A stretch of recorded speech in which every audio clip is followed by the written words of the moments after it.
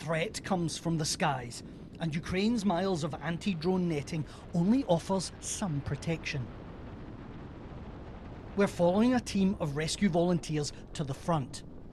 There's an FPV drone, a Russian drone, overhead, so we're moving as quickly as we can to get out of here, because Russia has been targeting the evacuation convoys as well. They've come to evacuate people from the frontline town of Dobropillia, but the Russian drone is still overhead. We're told to take cover. Stay on the tree, stay on the tree. The detector not only identifies drones, it sees the Russian operator's live TV signal. Get out of the cars, out of the cars. And it's getting closer. Get out of the cars, out of the cars. Out of the cars, out of the cars, out of the cars. We head for better cover. The drone is on the hunt. But Lars and Varia have done this run dozens of times. So they watch and wait. They can see the drone's explosive charge. It's an RPG warhead. Drone jamming equipment is turned on, but it doesn't combat all threats. It's coming down this road. As he looks for visual confirmation, Lars calls in the sighting to other rescue teams. The FPVs in Molodizhny were currently hiding in the building, waiting it out. If anyone else has Molodizhny evacs, do not go there. It was clearly visible, and it was on 3.3 gigahertz. They're hunting down here. And there was a RPG warhead underneath. But still there are people to be evacuated from here. Even as the bombs start falling. 24, 36, and something else that like double. Eventually they find Tetiana and her son Anton. What's the most dangerous part of this job? Actually drones, because drones are following us, they are flying all over us in the sky, it's FPV, it's ammonia, etc. And they are aiming exactly the volunteer vehicles. Most of the population has left Dobropillia. The shelling is constant and they haven't had water here for a week.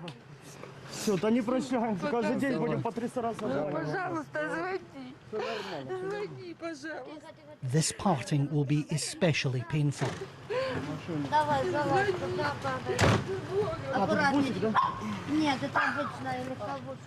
Look, in war, towns are lost and won and lost again, and people are evacuated from their homes time after time. Donbass is now firmly on the negotiating table, and so for the people here, people who've lived here for generations, these may be permanent goodbyes. Let's go. But still, Tetiana isn't ready to abandon her home. Go out of Dobropillia as soon as we can, as fast as we can. The young one behind me, how old is he? 15. 16? 15. All right, the young dude is underage, so we go out maximum speed. Good luck. Their car is full of evacuees, so Anton rides with us. Do you think Ukraine should give up Donbass for peace? I think we need to sit at the negotiating table and resolve this conflict in a peaceful way, without blood, without victims, because war is very scary and it's very painful. It's just horrible. Russia is creeping forward here, and we move forward too. Near Dobropillia, small groups of its troops broke through Ukrainian lines. Ukraine says they've been pushed back, but as we saw for ourselves, it came at great cost. We head to a field hospital not far from the fiercest combat. Here we have to kill the lights. Everything is a target. It's the medics' busiest time. The injured can only be collected under the cover of darkness. So it's all hands on duty tonight. Senior Lieutenant Dima is one of the surgeons. The soldier on the gurney has lost most of his right leg in a drone attack.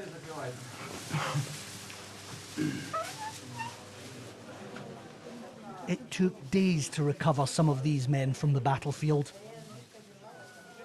Tens of thousands of Ukrainian men have died for Donbass.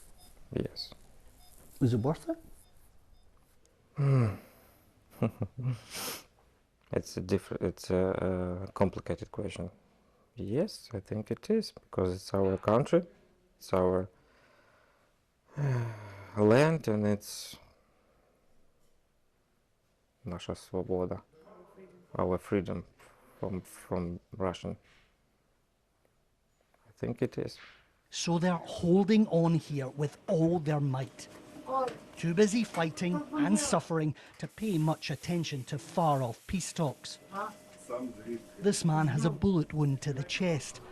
Much of the combat here has been at close range.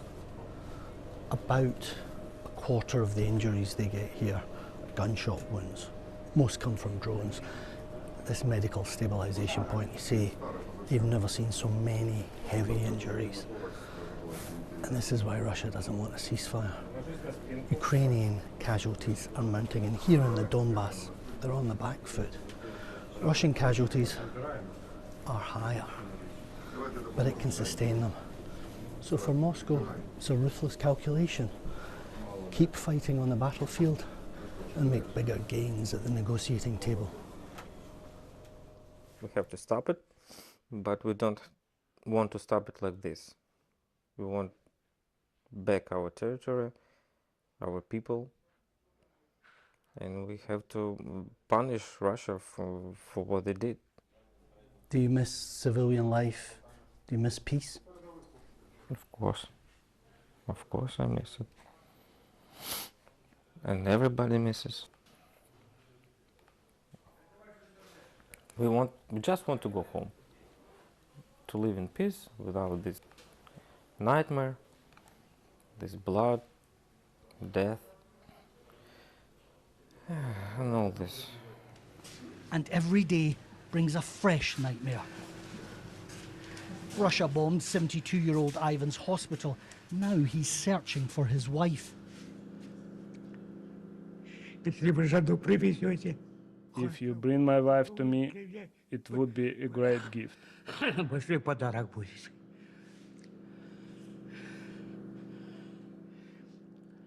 For him, there will be no peace until he finds her.